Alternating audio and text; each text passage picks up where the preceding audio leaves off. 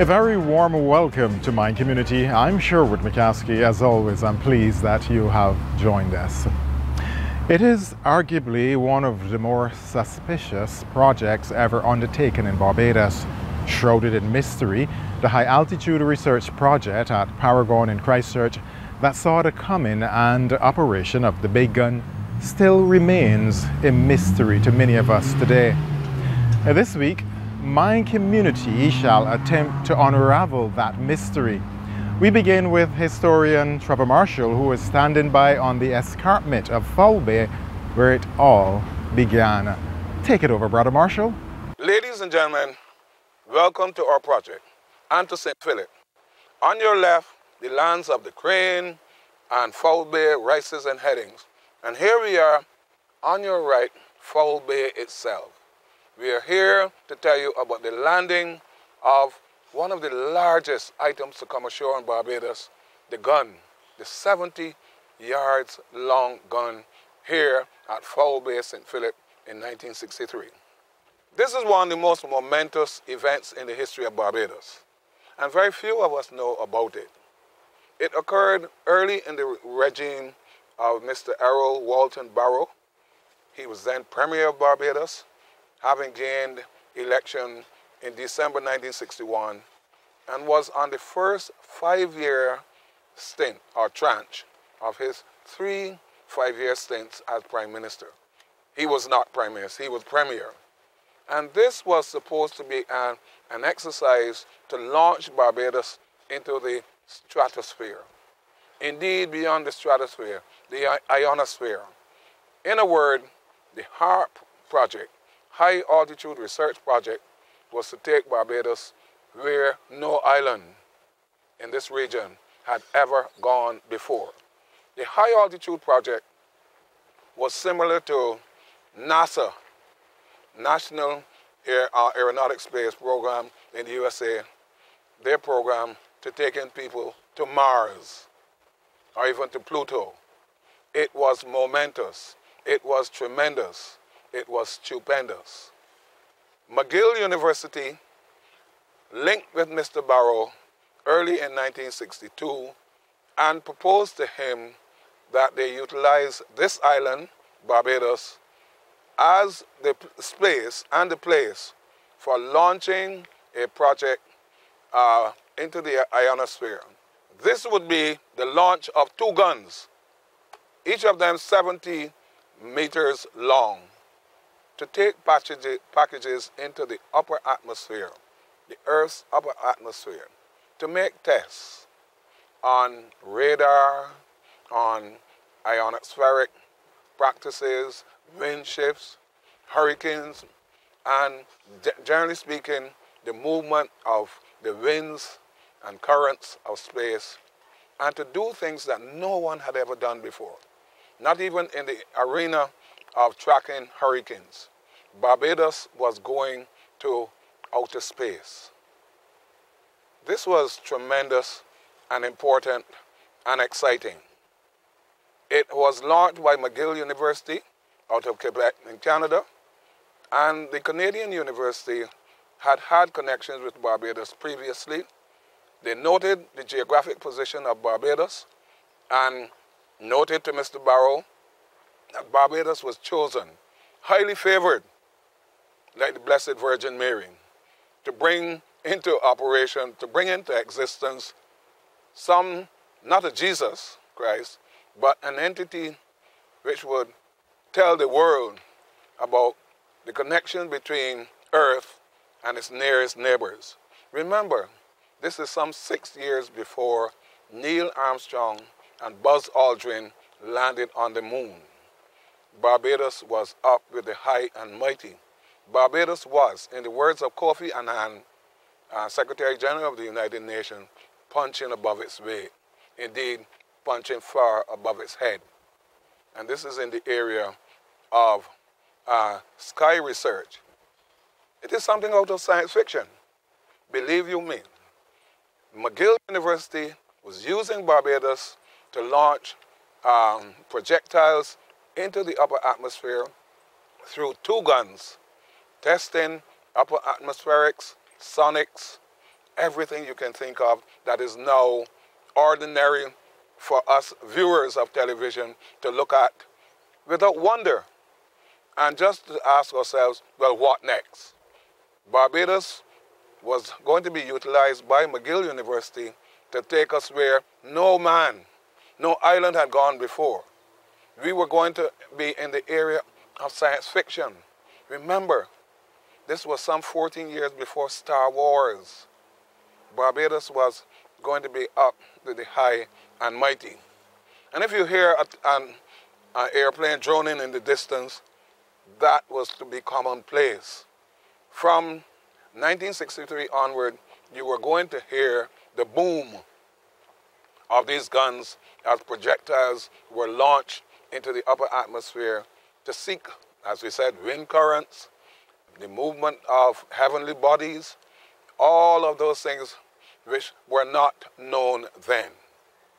Let us tell you something about the HARP project, High Altitude Research Project. It was conceived by a man called Dr. Gerald Bull.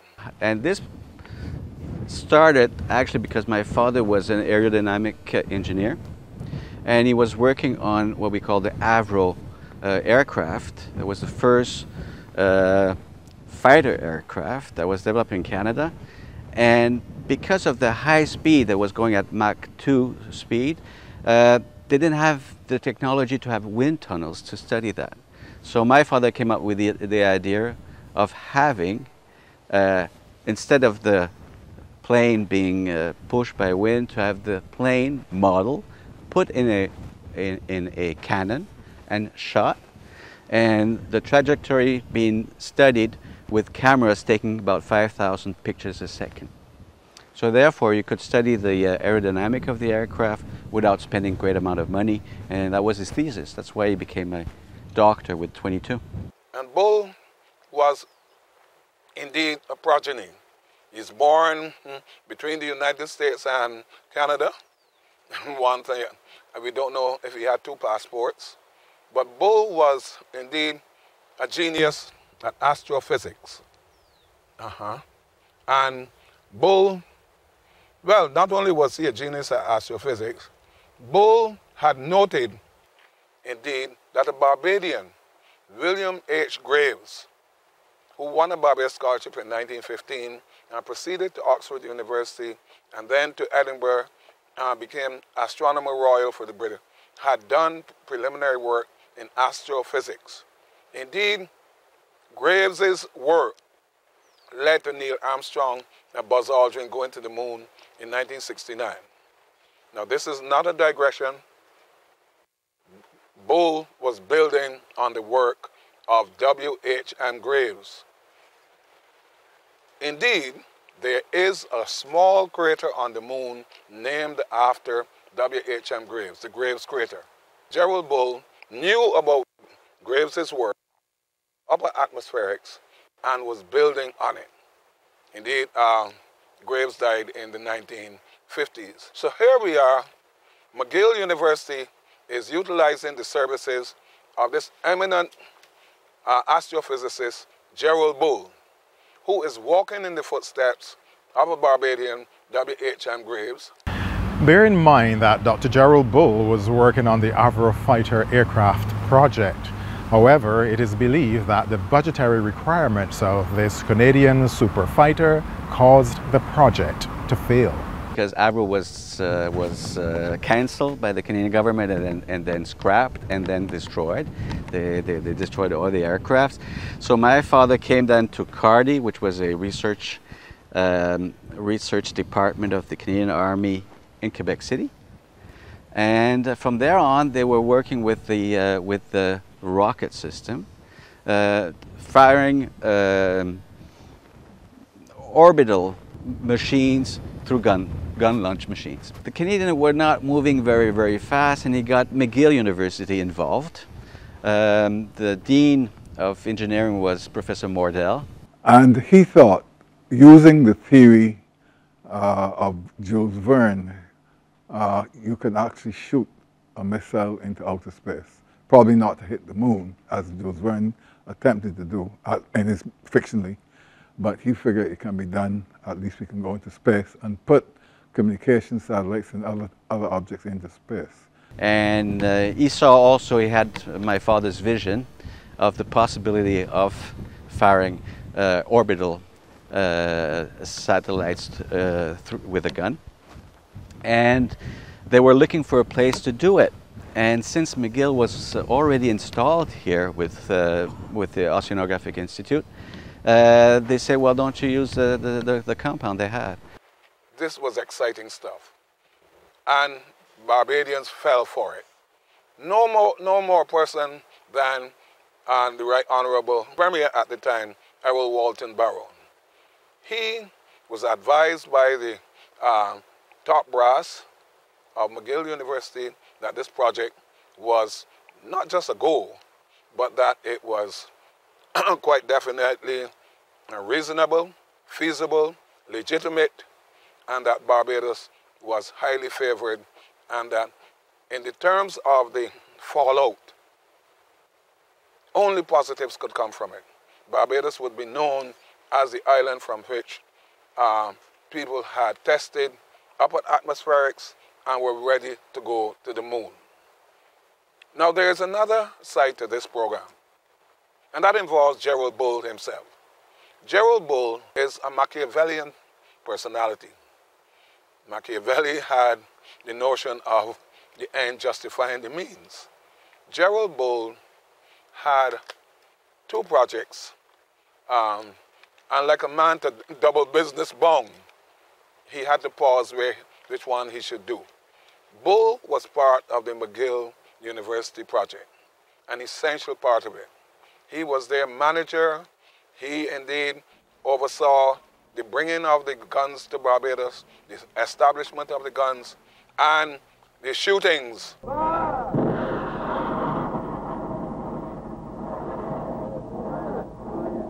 From Paragon, about which we will say much later.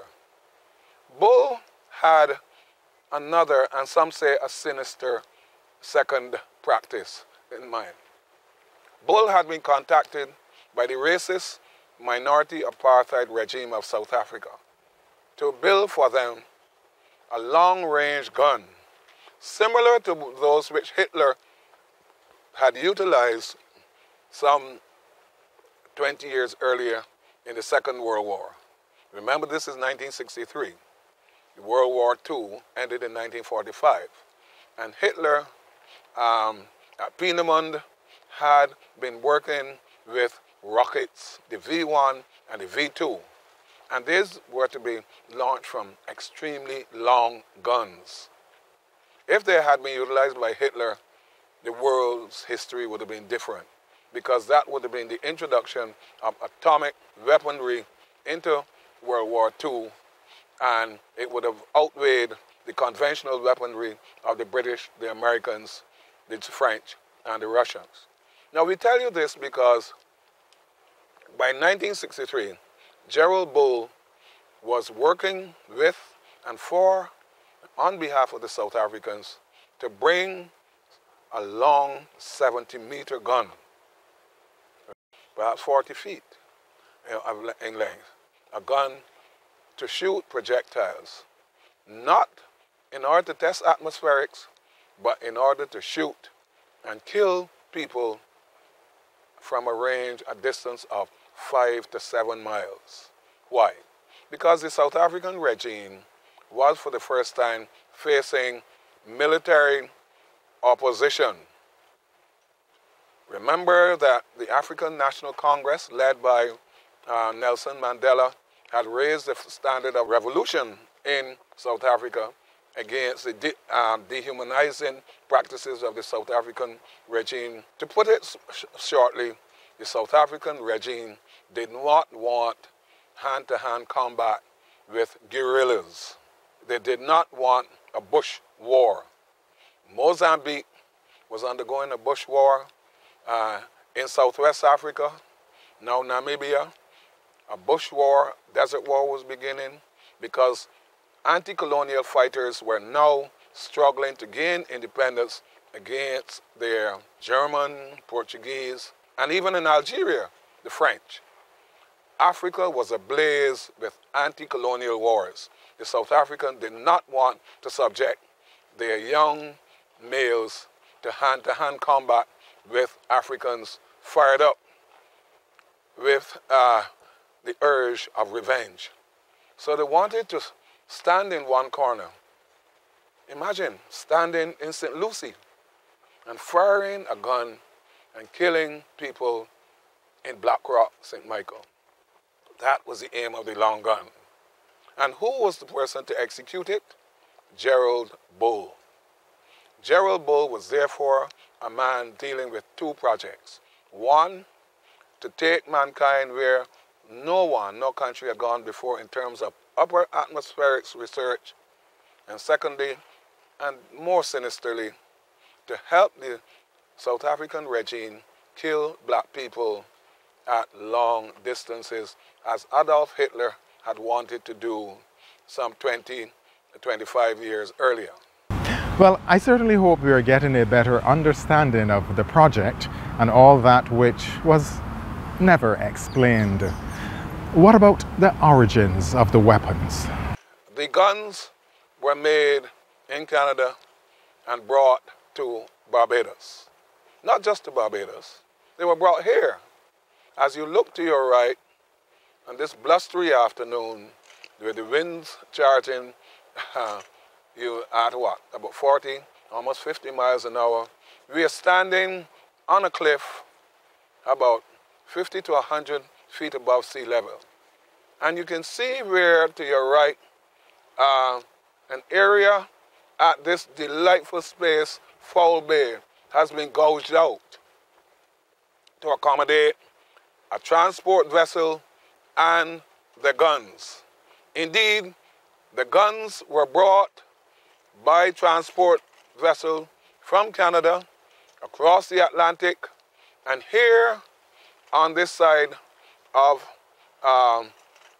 Barbados, the extreme end of St. Philip, because it's about a mile from the airport, and our next main village, Greenpoint, then Penny Hole, those areas of St. Philip which are not heavily populated, at least they were not heavily populated in the 1960s, and certainly they were remote. This area was ideal. In 1963, we had an explosion of activity at this wonderful beach. We never expected it to happen. It was the landing of the Hart gun brought by the ship, the name John D. Page. It was landed right here on Foul Bay Beach. I would like my cameraman to focus out to sea. If you look, you can see the reef to my left, to my right, but in the center, this way called the channel, where the smooth water is. It was never like that. It was being blasted and open to accommodate the John D. Page that landed the Hart gun on this beach in 1963. I was 11 years old. You will notice now that a piece of the coral rock has been dislodged. In fact, two pieces. One has been separated from the mainland, as though Polyphemus or some Cyclops giant took one hand, pushed it that way, and pushed it that way. So you see it. The other one looks as though you took a piece of chocolate cake, a knife, and cut a piece of chocolate cake, and it has been sliced down from the body of the cliff. Those are the results of dynamiting done here back in 1963. They said he trying to hide in rocks, and they asked me if I can drop the dynamite for them. I did a bit scared of them because I didn't know what was going on. But I said I would drop 50 feet of dynamite. 5 pounds thing of dynamite. I said, well, the whole thing will go this now. And tell me getting boat, when I tell me getting boat, I see the man put 2 fuels like that, you know? And then it went off. You go dynamite, catch up, bring it all there. My father and others sat on this same rock. We sat on to see the landing of the equipment that time. But fortunately or unfortunately, they never brought it off during the daylight. The only thing that came off in the daylight was the forklifts, and maybe, I think, 2 D9s and a D7 Caterpillar that was used to dig down, to pull it to Paragon. So, Fergie, they on the boat with me. He tell me, the boat ain't coming up. He said, you know Chan? I said, well, you know Chan was come through there every day. He said, all right. He said, tell the man carry the boat outside the channel, and the boat come right up, you know, and he rear back down, and we turn back in. And the big boat, the boat come down behind. Come down behind me, and we gone right in Rock Point. And we come right in, and I said to shoot off 2 things. I don't know what I meant, but there's something with the rope, the 2 ropes that the fellas will hold the boat and tow the boat, you know. So they did tow the boat, but I should have been it. Well, I can't understand what happened to a big boat at Phobia, a big steamboat. And we hold the back the tractor and they pull up the front of the tractor up to the thing, the motor open, you know? The motor open and pull up the tractor. Tractor pull up the motor with the thing. They couldn't get it up that day. So the next day the wind had it. And they come up. When it landed here, none of the locals could not enter the beach. It was surrounded by trainee policemen from the training school. And that year, the trees blossomed grapes like sand on the beach. There were grapes left, right, and center. You could not harvest the eggs down here. You couldn't go fishing down here. You couldn't come to the beach to get a grape. It was surrounded by trainee policemen from the training school. Now, the weapons have arrived. Because of their size, they cannot be accommodated on the streets of Barbados. How are they transported from Foul Bay to Paragon? Now, how did they do it? Well, as happened during the Second World War and also Vietnam, where you were landing heavy-duty guns, even trucks and other equipment, the Marine engineers made a road up the hill. The United States Army liked the idea and gave McGill a contract to prove his technique. 2 16-inch barrels, smoothbore to Dr. Bull's specifications, were sent to Barbados in the Caribbean. They were 68 feet long and each weighed 140 tons. They were believed to be the heaviest objects ever moved across a beach, and they hadn't been fired in 42 years. Here is the other engineering feat that was introduced to Barbados, a railroad. Now, we had had railroads here. We had had a railroad which actually came through Carrington, Sunbury, 3 houses, College Savannah, on its way from Bridgetown to Belle Plaine. But here, you were making a temporary railroad. What the Marine engineers did, they constructed 500 feet of rail. They rebuilt the old railway, which was running all here, way before. And that's how they brought the gun here. And if you see old pictures of the gun site here, you'll see the railway. You still see the rails. And that's how they moved it. Finding the barrels became one of the biggest projects on the island, employing nearly 100 men. And it also became a tourist attraction. The barrels were moved more than 2.5 miles to Paragon near Foul Bay. And pulled the 2 guns up the narrow and rather steep cliff which you're seeing over to your left. The hill was steeper than this. It had been blasted down to this level, so it would make it easier to pull the equipment up the hill. I don't know if the camera could turn that way. It was landed at that time. There wasn't these trees here. All this was cleared. All this was cleared. It was landed in the surf beyond the trees on the sand, and it was pulled in a straight line. Straight the line, the better it would have been for a pulling situation. And we are told that there was loss of life, one fatality. We are told someone being crushed in the exercise of bringing these guns ashore. Hopefully that person had a lot of insurance and their family benefited for the loss. I must also say to you, when they were pulling one of the nozzles up the hill, the first nozzle up the hill, the second one was on the sand, and the hawser broke. And the weight of it and the speed it came back down the hill with. They get in the middle of the head, then they get in the middle of the head, it pop. The gun pop, you know? And when they pop, the first thing I see a police hat drop off, running around. He had drop off, Brooklyn, a big police hat, he drop off, boy. The police gone down, so they run back down to the sea. So you can imagine the force it came back down the hill, because remember, it was on train lines. It was on train lines from here to Paragon. You put them down 150 feet, pull it that distance, take it these ones, and put it ahead. Pull it that distance, take it that one, put it ahead, take it that distance. But I remember when that hawser popped, one of the guys was in this way, and it took his shirt clean off and did not touch him. It took his shirt clean off and did not touch him. Otherwise, there would be more than one casualty, because they did have one.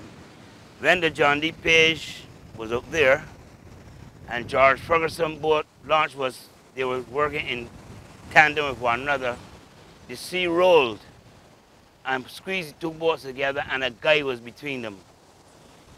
I was introduced to, hopefully, to Mr. George Greenwich, that was one of the helpers from here, that saw that was out there, and he jumped for life. But the other guy didn't get away, and they brought him shore in a body bag. He was one of the American soldiers, or personnel, I should say. I don't know if it was a soldier, American personnel. But there's two guys that were employed. George Hardin, he is now deceased, and George Greenwich, he is still alive. If we have the time, I might introduce you all to him in time to come. But that's basically, in a nutshell, the landing of the Hart gun at Foul Bay Beach in 1963.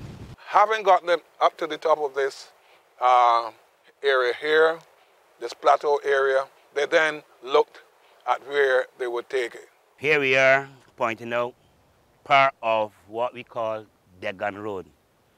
That was the gun that was down Paragon, that was landed at Foul Bay. If you look north, in a northerly direction, west of the Mile Tree, that is where it passed.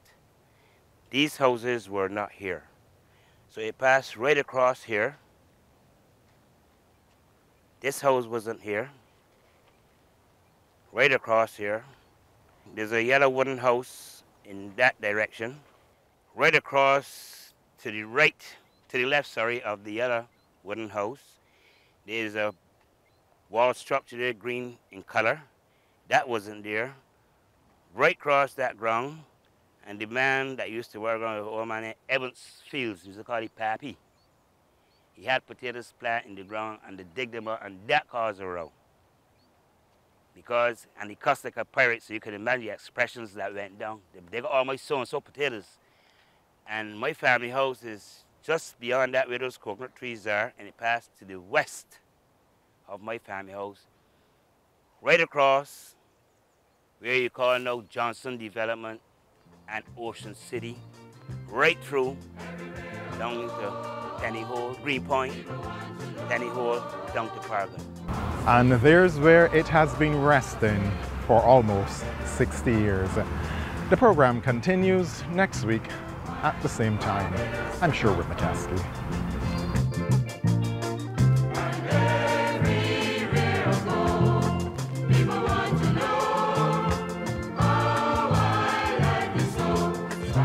Stop it.